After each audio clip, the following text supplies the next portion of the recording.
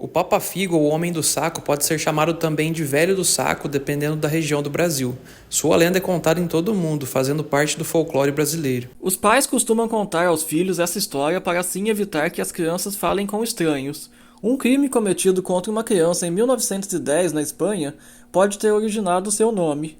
Foi no início do século XX que o Homem do Saco também passou a ser chamado de Papa Figo. Acredita-se que isso ocorreu por causa de um crime real conhecido como crime de Gador na Espanha. Um crime em que um homem rico, conhecido como Francisco Ortega, que sofria de tuberculose, pagou Francisco Leona para sequestrar o menino Bernardo Gonzalez, após visitar uma curandeira que informou que ele só seria curado se ingerisse o sangue de uma criança. O garoto foi colocado dentro de um saco e foi levado para a propriedade do patrão, onde o menino foi assassinado, e Ortega bebeu seu sangue. Após o desaparecimento de Bernardo, a polícia entrou em contato com todos os envolvidos e eles foram condenados à morte pelo crime. O Homem do Saco é representado como um homem que carrega um saco nas suas costas. Ele pode parecer como um homem comum, geralmente um idoso, ou como um ser com garras e longos dentes. Também pode ser descrito como um sujeito pálido com barba por fazer e que atraía as crianças com presentes como doces e brinquedos, levando-os para lugares estranhos, assassinando-as e posteriormente se alimentando de seu sangue e fígado.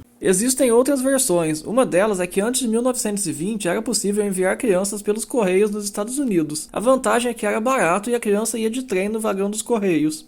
Era como uma encomenda, os selos iam pregados na roupa da criança. E para quem tem interesse, existem alguns filmes relacionados à lenda. Um deles lançado em 2008, o filme Papa Figo, dirigido por Menelau Júnior. O outro estreou em 2019, o longa-metragem Recife Assombrado. E por fim, o mais recente, O Homem do Saco, lançado em 2024 e dirigido por Colm McCarthy.